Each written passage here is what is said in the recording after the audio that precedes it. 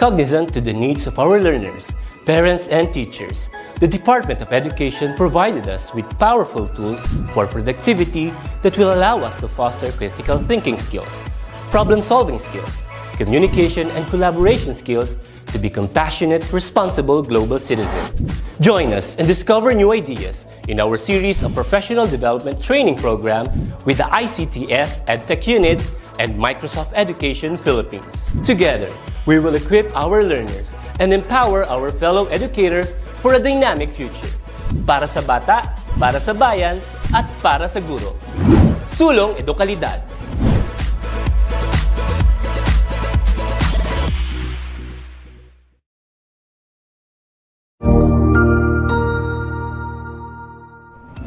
Magandang araw, Sir Wilbur po, at your service.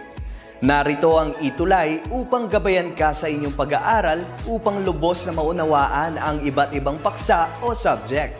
Ang ETUlay ay isang free online tutorial class na pinangungunahan ng ICTS Educational Technology Unit sa pamumuno ni Undersecretary Elaine Del B. Pascua.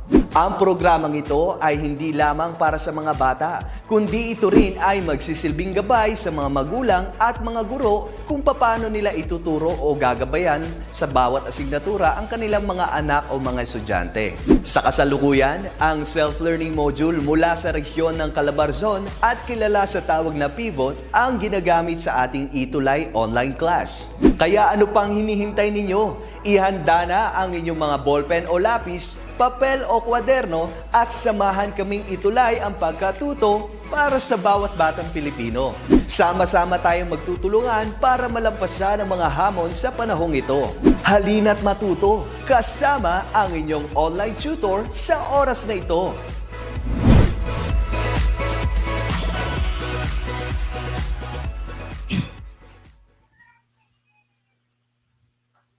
Hi learners! ETUlay Tuesday is Choose English Day. I am Tutor Jamie and I will be guiding and sharing insights on creative nonfiction. Let us now turn the wheels of our creative minds as we gear up our imagination in telling our stories by writing literary pieces in our most creative way. Today marks the first week of our fourth quarter in creative nonfiction. Music in our ears, no? We enjoyed learning so much about creative nonfiction, like how to work on our own drafts, evaluate and revise them, and konting kembot na lang. We are almost at the end of our journey. So last week po on ETUlay online tutorial, we were able to revise our work by looking closely at the clarity of the ideas we used, the appropriateness of the literary genre and the elements used, and how these two aspects were effectively combined in telling our story. For today's session naman po, we will be reading and critiquing nonfiction. Here is our objective. So our objective for today is that we are going to present a commentary critic on a chosen creative non-fictional text representing a particular type of form like biography, autobiography, literary journalism, reportage, personal narratives, travelogue, reflection essay, true narratives, blogs, testimonies, and other forms. So all of these are non-fiction. Okay. So by the way, shout out to all the faculty and students of both junior and senior high school of Caloocan City Business High School, headed by our OIC principal, Dr. Ivy Perez. Also would like to mention and give thanks and recognition to Ma'am Angelica Joyce de Los Santos, Teacher 3 of CCBHS SHS or Senior High School, for letting me use the resources I have for today. Thank you po, ma'am. Ayan. So, after having this, diretso tayo sa ating looking back or ating review. So, good afternoon po sa lahat. Hello po, Ma'am Sharon Bausa, classmate ko from STO QC. Yan. Also watching from Mary Grace Mirdem. Yan. Ayan. From Sir Joel Kudyamat, good PM po. Pa-shoutout po kami dito sa Flora National High School, Apayao Division. Thank you po, sir, for joining me today. So we'll be working on a look back or a review. No, I have a situation here. So let's read that. So for example, you have a classmate, and your classmate was tasked to report about an assigned topic in your class. But unfortunately, he or she was not able to deliver it well due to some reasons. It always happens to us, no? Sometimes it happens as well. Because of this, many of your classmates reacted to his or her presentation. So what we're going to do is that we are going to read and analyze some feedbacks that I will be presenting. So I have two feedbacks, and I would like to ask everyone who is joining me today, no, especially Jeremy Naga and Myra Ramirez Ramos. Ayan, from Domingo National Trade School, to comment your ideas and your feedback or what you can say or your answers. Kasi may questions ako with after showing this feedback to you. So I have two feedbacks. The first one is, your presentation was awful because it's obvious that you don't know what you are saying and you don't even understand your own report. You also mumble too much and speak too quiet, so I can't hear what you said. So I just slept during your presentation because I got bored. No, that's feedback A, uh, given by a classmate. So this is just ano po, a situation. Next, the second feedback is, I think the presentation could be improved if you studied your topic by heart. Also, reading and researching additional information about your topic could greatly improve your mastery and delivery of the topic. There is also a problem with your voice modulation that made your voice difficult to hear. So I recommend using a microphone to ensure that your audience can hear your presentation well. Ayan. Again, my dear learners and co-teachers, these are just situations, no? Sample feedbacks that we may have if we have the situation that I have presented earlier. Okay. So I have my first question here. Which of these feedbacks is honest and constructive, and why? So I'll be waiting po for your answers. Kindly comment po your answers. Well, while we are waiting, so ayan, Arturo Bawi, good afternoon po. Ma'am Jamie, hello po. Good afternoon po sa lahat. Dayan Sho, Katir Acosta, good afternoon po sa lahat. So what could be, ayan. So what could be your feedback on, or which, sino kaya alin dyan ang nagsiset ng honest and constructive feedback? Okay, we have Dayon. So I hope I'm pronouncing your name correctly, Ma'am Ham. Mama Costa said feedback B. Okay. Jeremy Naga said feedback B din. Okay. May I ask why po? Bakit po kaya feedback B ang tingin ninyong mas honest, has an honest and constructive feedback?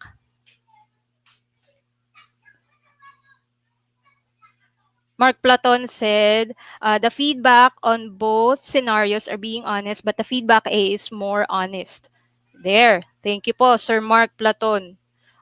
Both feedbacks are actually honest, but for Sir Mark Platon, mas honest ang feedback A. Kasi ano talaga, straight to the point, na talaga sinabi niya, he got bored. Sinabi niya lahat ng issues. Ayan. Okay. And Ma'am Mary Grace Mirdem said feedback B. Okay. Bakit po kaya feedback B ang napili nating more honest and constructive? Kasi kay Sir Mark, no? Thank you, Sir Mark. Sabi niya yung A ang more honest. But I think, Sir Mark, no, hindi ganun ka-constructive yung feedback A. I think you would agree with me with that although feedback A is honest, no, feedback B would have to be more constructive. Yeah. Mayordomo. Ayan. Mary Grace Mayordomo. Thank you po for correcting, ma'am. Ayan. Okay. So, on my take on this, it helps the reporter to improve. Yes, Sir Mark. That's correct, no? Okay. So, my feedback is that, basahin ko na lang po yung feedback later pag nag-up na po sa comments. But I encourage you to please send your feedbacks po para I can read on them soon as mag-upload siya. Okay, my feedback on this or my take on this is that I believe that the both feedbacks, I agree with Mr. Mark Platon, that both feedbacks are giving honest uh, comments about the presentation. However, as I mentioned earlier, I feel that feedback B is more constructive because, as you can read it on the screen, as he may the person who is giving the feedback may be giving an honest or specific details on what should be improved, but the feedback also gives options or opinions or suggestions, if I may say, suggestions to how to improve. Whereas with feedback B, it may be honest, the feedback may be honest. However, there's not much of a constructive comment or suggestion that would help the reporter to improve himself or herself. Ayan. Thank you po for all your feedbacks. Okay. Next question. Yeah. What do you think is the importance of giving an honest but polite feedback? Honest but polite feedback. Let me read your comments po on the comment section. Okay? So, shout out din po sa mga former students ko from Our Lord's Angel School in Bagumbong, Caloocan. Ayan. Good afternoon po sa inyo. So what could be your comment or your idea of why there is an importance in giving honest but polite feedback? Bakit kailangan honest but polite yung feedback natin?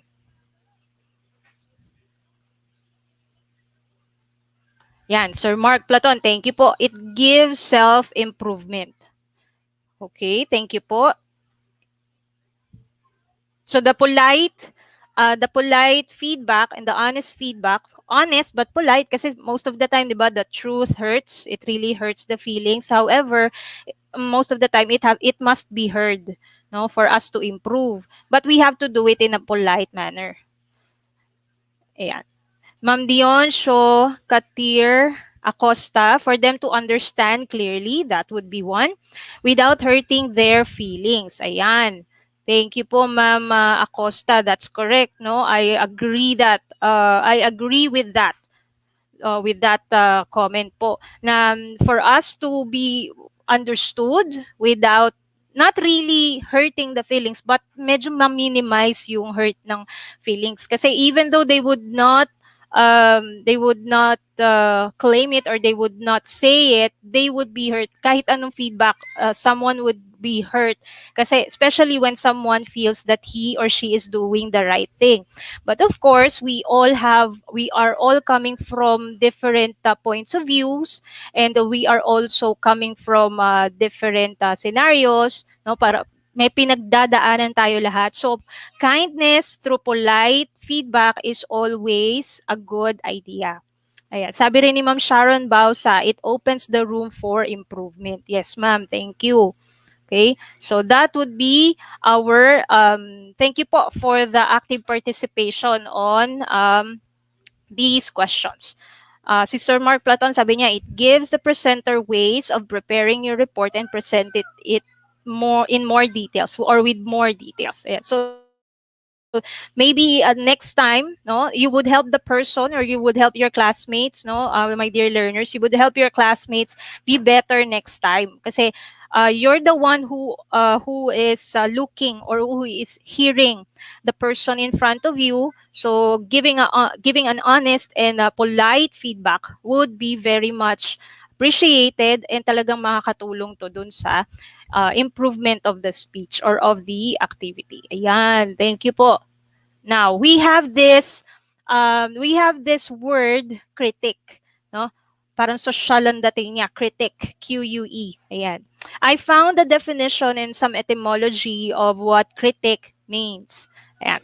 So now, it's a noun and it's borrowed from French and Latin. The word is critica and it means evaluation of literary works. Also, it's also mentioned that it's borrowed from Greek kritikos, meaning discerning or capable of judging. This word is first used, or the first known use is in 1653, so 17th century, mga 1600s. And during those times, the status of the literature during those times would be under, parang kumbaga sa panahon natin ngayon, would be under the microscope, scrutiny of, especially of those who are in the US or in America. There are people we call Puritan. No, they are those who wear black and white, and then they have this belief that they have a moral obligation to their state and to their religion, that they should be watching out for all the literary pieces, all the actions of their community. So halos lahat talagang dumadaan sa kanilang scrutiny. Maybe that's one reason why this word was used during those times. Okay, so to critic, kasi sabi discerning or capable of judging. Ayan. May pahabol na sagot si Ma'am Arlene Manimtim Diamante. It would help to identify the weak points to change for the better. Ayan. Thank you po. Yung sa kanina comment yan. Okay. Now, what about naman our present information or present definition of critic, and if we apply it with literature? So I have a definition here: a literary technique written in paragraph form that critically describes, summarizes, analyzes, and evaluates the strengths and weaknesses of a wide variety of things, particularly of a piece of literary work.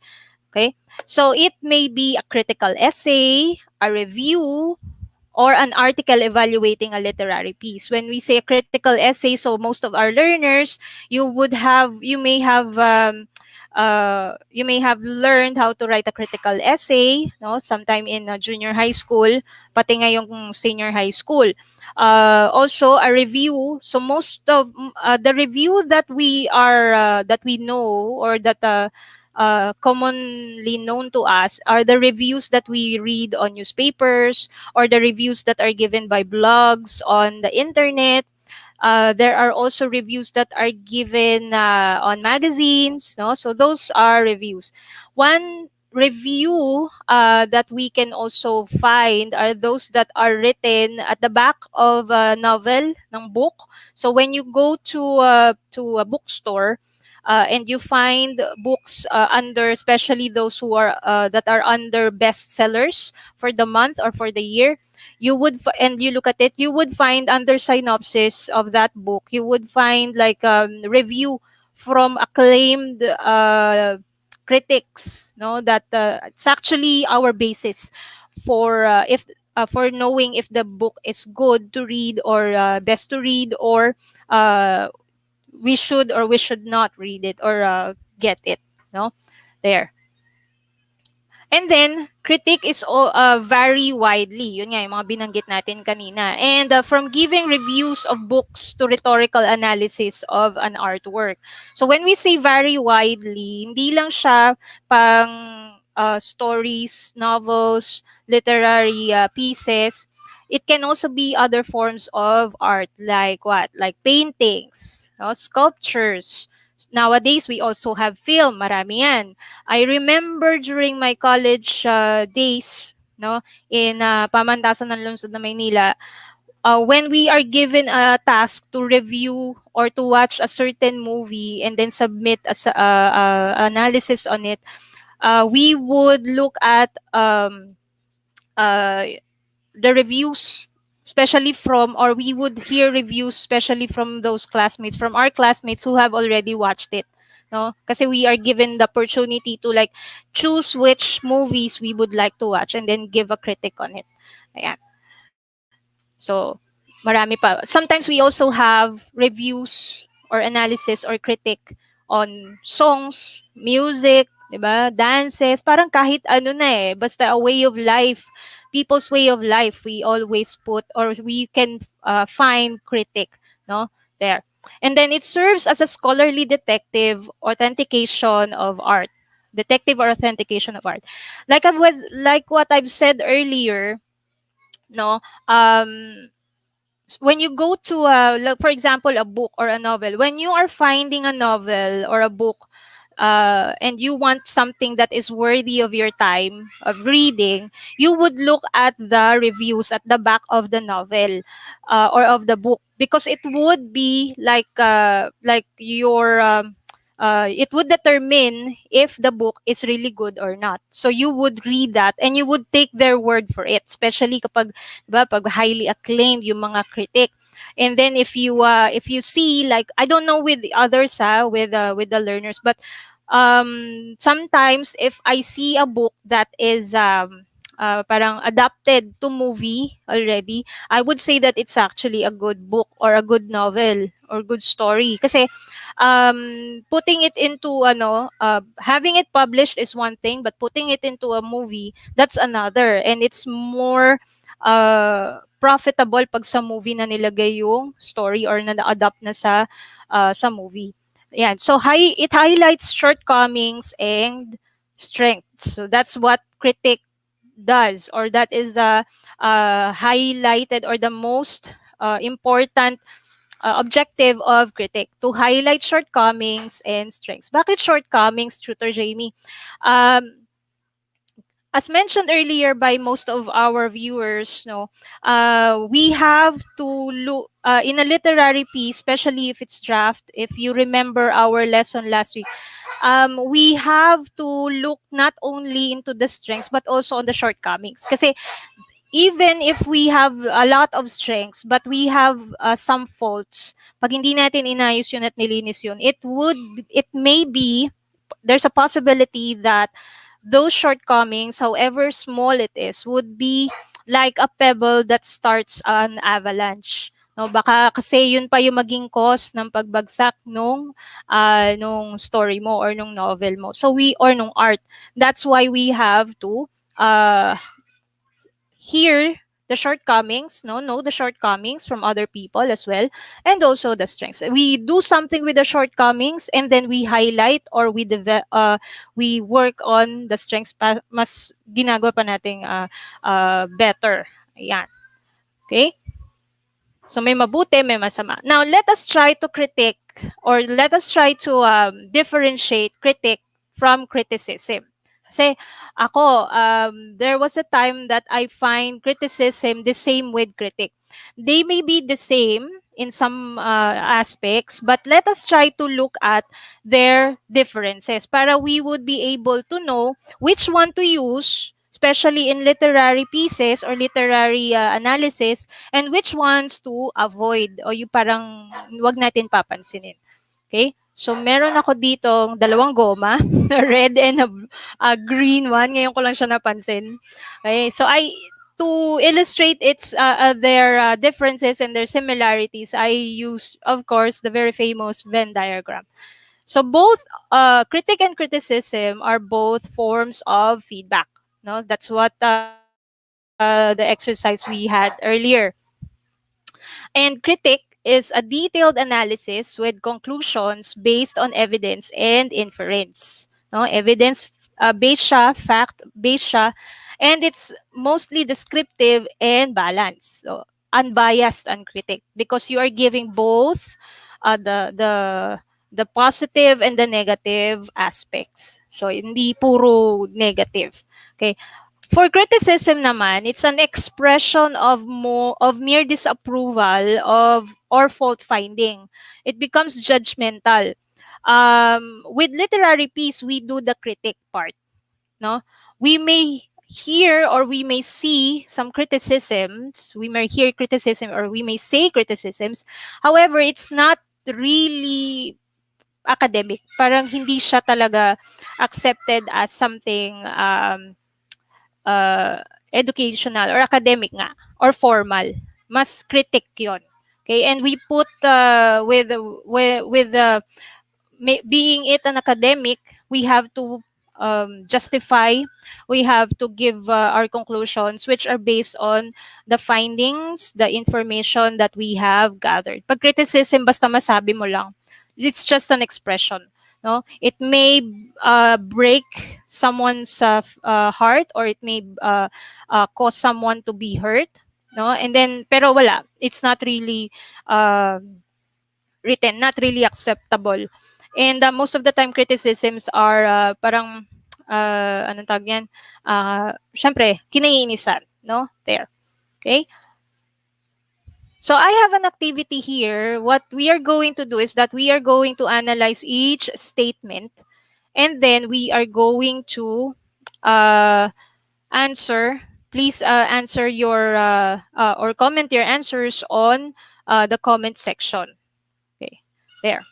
So number one is it's just true or false, no? So madali lang po. Critic is a literary technique that critically describes, summarizes, analyzes, and evaluates the strengths and weaknesses of a wide variety of literary work. Okay, so is this true or is this false? So this is based on what we have talked about earlier.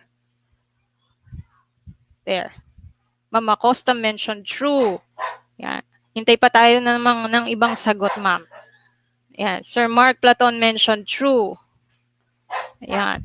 Jeremy Naga, sir, true. Okay, so tatlo na true. Let's see if the answer is true. Yes, it is true. So again, it's a literary technique. It's written in on paper. It's printed. No, it's something that we disseminate. It's an information that a certain piece of art or a certain literary work is good or is bad, or if it has to improve, or if it should be consumed by readers or by literary lovers, art lovers. No, so this is true because it critically describes, summarizes, and analyzes. Okay. And it evaluates strengths and weaknesses of a wide variety of literary work. Yan. Next po. Yan. May nag-aaway na pusa at aso sa labas. Pasensya na po. Ayan.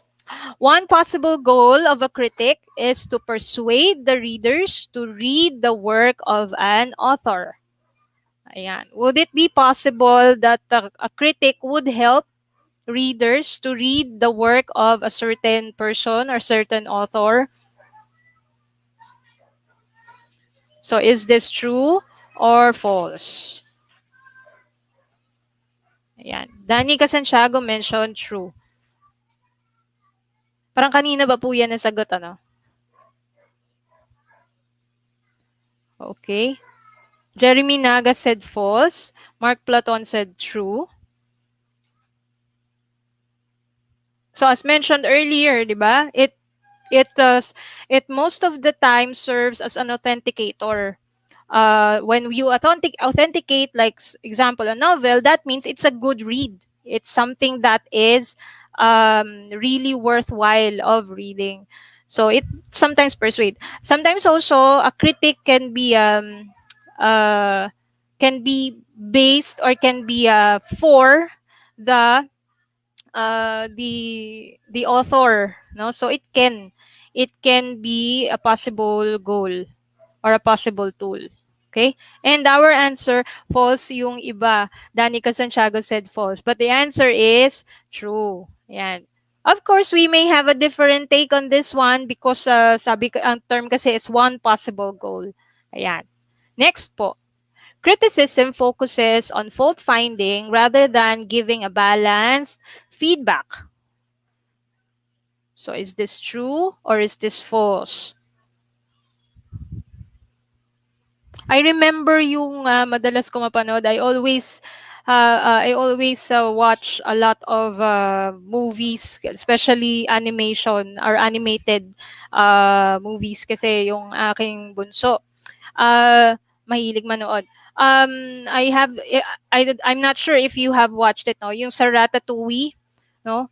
In uh in uh in uh in Paris, they always do their best, and they are always like conscious about the food critics. No, the food critics are actually can actually make or break the restaurant's performance. Napaka touching nung movie na yon. So what is our answer? Ayan. Sir Jeremy said false. Sir Mark Platon said true. Ayan. So the correct answer is true. Ayan. Next po.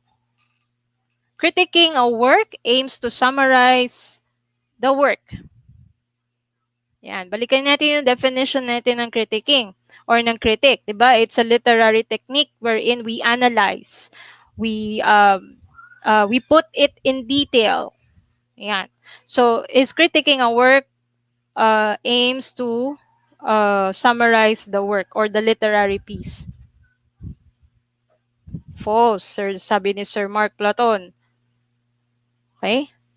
So, the correct answer is false. No? It may be a part of the work or of the critic of the paper. However, it's not the entire aim of the work. It's not the entire aim of critiquing or critic.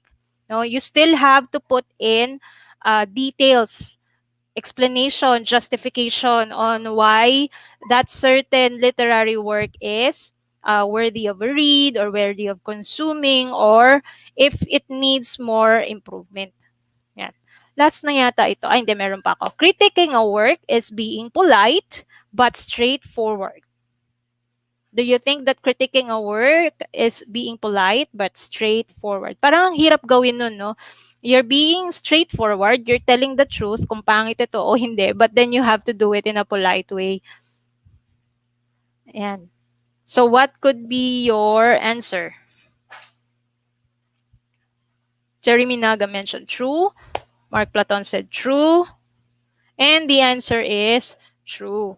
Although that's why it's a very complicated, a very challenging task to critique a work, because you really do not want to hurt the feelings of the creator, but then you really do not want to have him just stay on that status na hindi maganda yung work niya. You have to help him improve. So you have to, ang dami sigurong mga magaganda, parang, what do you call that in Filipino? A word that you have to replace with the words that are not really good to hear. Ayan. So, right now, kasi ang ating objective is to present a critic on a literary piece or a nonfiction. And one of the nonfiction that I would like to present to you now would be a memoir. I found, I tried to haggle on the internet kasi mas marami ngayong memoir sa web. Maybe because a lot of people really find it therapeutic to write their memoir and share it to the world, no? Especially what is happening right now in our times. Kaya maraming magagandang memoir sa internet. So I picked up something, and it doesn't have a title yet because I feel that this is still under work. This is still under improvement. But let us try to find hanggang ilan po ba ito, ma'am? Sir Jeremy, hanggang 5 lang po yata yung sinagutan natin. Ayan. Okay. So let's try to find how this memoir is given analysis or detailed description on its strengths and its weaknesses. Okay. So this is a memoir. Let's read it. The author is named Lee Hinkle. Again, it doesn't have a title yet because it's still in the works. No, I'll show you later where I got it from the internet. And then again, there's a lot of resources and materials there. You just need to cite and exercise proper referencing. Okay, so I'll read the memoir. No, in college, I was a cheap date. If a guy asked me what I'd like to do, I'd often suggest a drive out to the end of Imperial Boulevard, which runs parallel to the south side of Los Angeles International Airport, to watch airplanes take off and land. If he didn't know me very well, the guy inevitably interpreted my response as a come on and would happily, eagerly agree to the excursion. However, by the third date, he would likely sigh and say something like, "Not again." If our relationship made it as far as a fourth date, he knew better than to ask. Why do I feel this weird cosmic link to airplanes? I wish I knew. It has been there inside me for as long as I can remember. I'm just fascinated by those sleek metal birds that soar high above all that is mundane and earthbound. Oddly enough, my fascination and passion for them have never translated to wanting to actually pilot one. Mostly, I just want to look at them, experience their kingly presence, delight in their amazing ability to whisk me away to anywhere else, watch and listen to their splendid roar as they climbed into the sky, and breathe in the heavenly scent of jet fuel left trailing in their wake. My love for airplanes is best illustrated by my choice of apartments when I went to work for Continental Airlines in Los Angeles back in 1977. I rented an efficiency apartment at the end of Imperial Avenue in El Segundo, California, which was located directly across the street from one of the runways at Los Angeles or LAX. My new address blessed me daily with the opportunity to hear the roar of jets taking off and landing practically in my own front yard. It was music to my ears, though visitors to my apartment often were jarred by what they described as noise. Imperial Boulevard parallels the south side of Los Angeles International Airport. It ends at Pershing Drive, which runs parallel to the Pacific Ocean. Yeah. So this is a memoir. So by the way, a memoir is a narrative, no, of a certain event in our lives. No, it may be not really iba siya sa diary, because the diary would contain a day-to-day record of what happens. But with memoir, you just get one event or one point in your life, and then you put it into story or like telling. Okay, there. So this is the critic that came with the memoir. This is I got this from a blog, and the content of the blog is to really help young people who are doing or who are working on their memoir, on their biographies, ganon. Um, Medyo mahaba yung yung critic nung writer or nung content owner, nung creator. So I just got some points or some portions wherein um uh, we can talk about, or I can share to you. Medyo maliit lang siya. Let me just read it out to you. This is entitled or subtitled "What I Like," and I feel that the creator or the critic of the creator of the critic of this memoir would like to say what he likes about the memoir or the piece. Okay? So let me read it out to you. Ang gusto nung creator dun sa ginawa na memoir is that the narrative is a little quirky and off-kilter. So when we say quirky and off-kilter, quirky, medyo crazy, parang medyo may kakulitan yung story. Off-kilter would be like something unusual or something that is odd. No? But hindi naman nga odd yan. Di ba, at sakit sa tenga ng tunog ng jet, pero itong taong to, yung gustong-gusto niya makarinig ng ingay. Yan. So I'm left with the impression that the person I'm accompanying on this journey has a sense of humor, which is always a positive thing in a traveling companion. Okay, so that the creator already gave a critic or a comment about how the memoir left him or gave the feelings or yung parang tone or yung mood, how he looks at the memoir. Parang nirelate niya dun sa writer ng memoir. Siguro yung writer makulit din, masayang kasama. Parang ganun. Medyo odd pero masayang kasama. The first line really is great, setting up a fun and interesting premise. It would be a good hook if you are sure that's what your story is about. Although it has potential, you want to be sure it is the right one for the story you want to tell. Below are some thoughts on creating a strong opening for your story.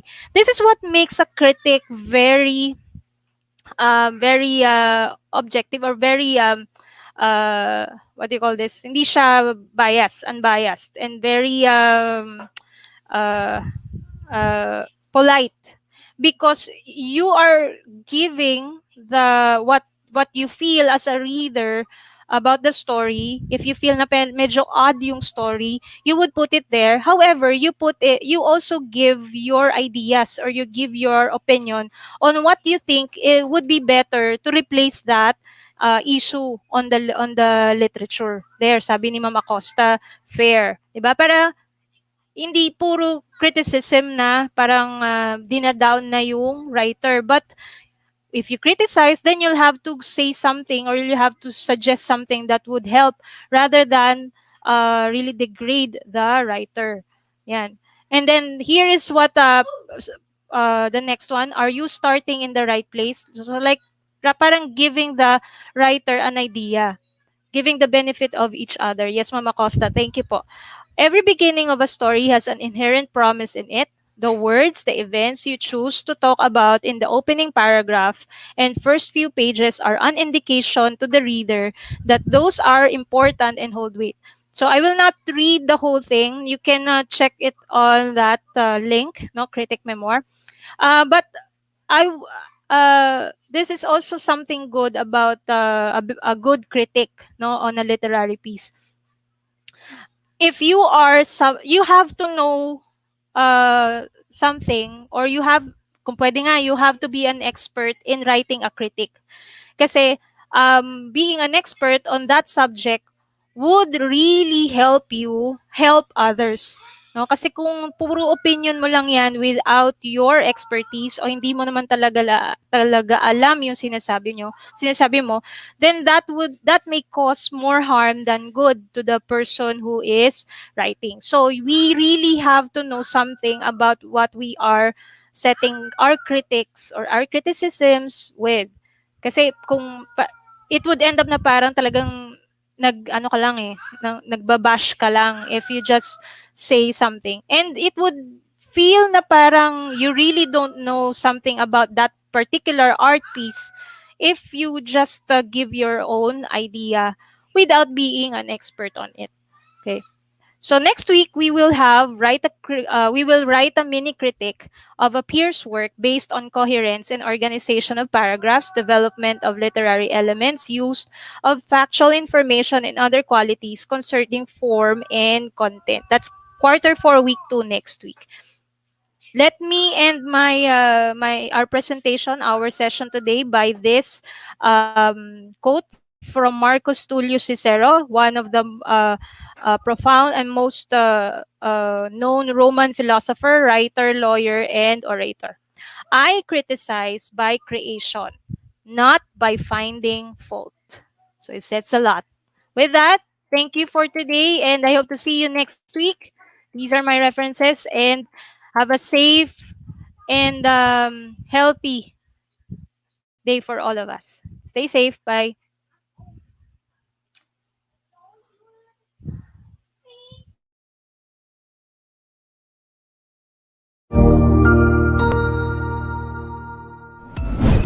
Sigurado ako na marami ka na namang natutuhan sa ating ETUlay tutorial session ngayong araw. Tandaan, ito ay hindi lamang para sa ating mga mag-aaral, kundi pati rin sa ating mga minamahal na guro at mga magulang na kaagapay natin para maituloy ang pagkatuto sa kabila ng nararanasang pandemya. Patuloy ding sumubaybay sa DepEd TV para sa mga araling ginawang video episodes. Mapapanood ito mula Lunes hanggang Sabado, alas 7 ng umaga hanggang alas 7 ng gabi sa inyong mga telebisyon. Abangan bukas mula 1:00 ng tanghali ang iba pang aralin sa ating ETUlay free online tutorial session sa Filipino. I-like and subscribe at manatiling nakasubaybay sa ating ETUlay tutorial session sa DepEd Edtech Unit FB page at Educational Technology Unit channel sa YouTube at sa DepEd Tayo at DepEd Philippines social media accounts. Paalam!